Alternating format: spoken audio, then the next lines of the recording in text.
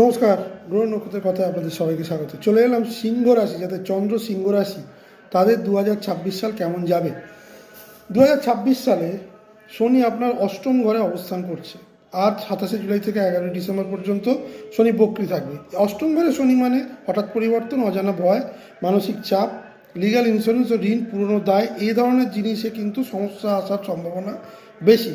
এবছর আপনি অনেক সময় অনুভব করবেন সব কিছু আপনার নিয়ন্ত্রণে নেই।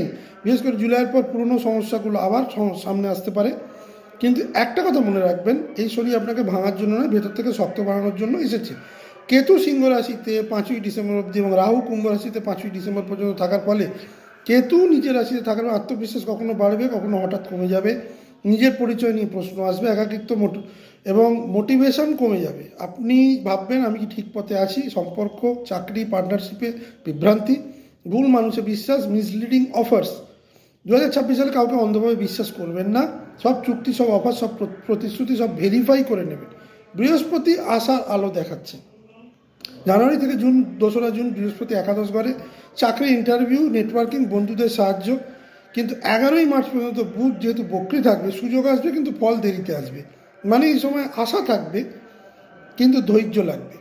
2রা জুন থেকে 31শে অক্টোবর বৃহস্পতি যখন কর্কটে তুঙ্গস্থ থাকবে আপনার দ্বাদশ ঘরে, এই সময়টা খুব গুরুত্বপূর্ণ। পজিটিভ দিক কি? বিদেশে সংযোগ, এমএনসি বা রিমোট কাজ, স্পিরিচুয়াল হিলিং, পুরনো কষ্ট ধীরে ধীরে সেরে ওঠা।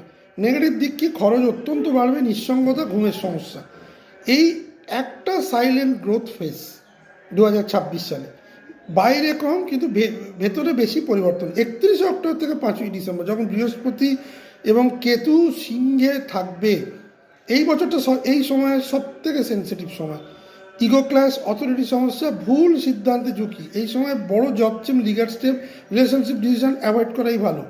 যেটা পরিশেষে আমি বলবো, সিংহ রাশির জন্য 2026 আরামের বছর নয়, দ্রুত সাফল্যের বছর নয়, কার্মিক ক্লিনিং ইয়ার।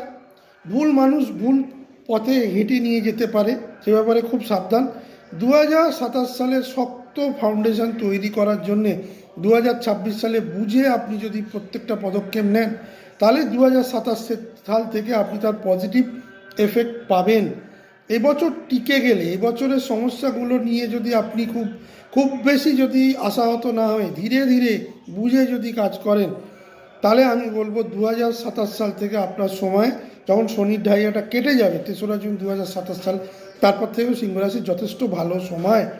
সবাই ভালো থাকবেন, সুস্থ থাকবেন। এবং আমি একটা কথাই বলবো সিংহ রাশির জন্য, যেহেতু ঢাইয়া চলছে, ভয় পাবেন না, বুঝে চলুন, আপনি অনেক সুফল পাবেন। নমস্কার।